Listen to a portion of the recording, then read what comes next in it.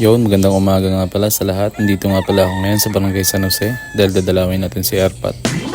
Yan, shoutout din nga pala dito sa mga barangay official na baka pwede nyo naman po sanang tambakan yung papasok dito, Barangay San Jose, sa may papasok ng gym kasi kawawa naman yung mga estudyante lalo na pagpapasok. Papasok pa lang, mapuputikan na sila. Alam nyo yun, lalo na yung marami dito nakatira. So, yan, pasyal tayo dito kala Airpat. Yan ang papunta sa kanila nga pala. Kung mapapansin nyo, may mga guard dog nga pala siya dyan.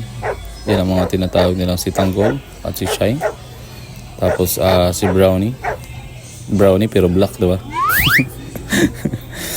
Yan pala ba si Airpat, sabi niya, pumasok ka na kasi nga sabi ko mga agat yung aso. Yan, nagdala nga pala ako ng niluto ko na labong para sa kanya. Yan, shoutout nga pala dito kay Kuya Mario. Taga Santa Lourdes yan pero nadalaw pa dito kay Airpat. Yan nga pala ang pulutan nila. May pansit dyan, may paksiw, at pinakamalupit na gin bilog. Oh yeah. Yun, umulan na. Pansinin nyo nga naman itong isda na niluto ni Airpat. Yan ay binalot sa saging na puro sapsap. Yummy!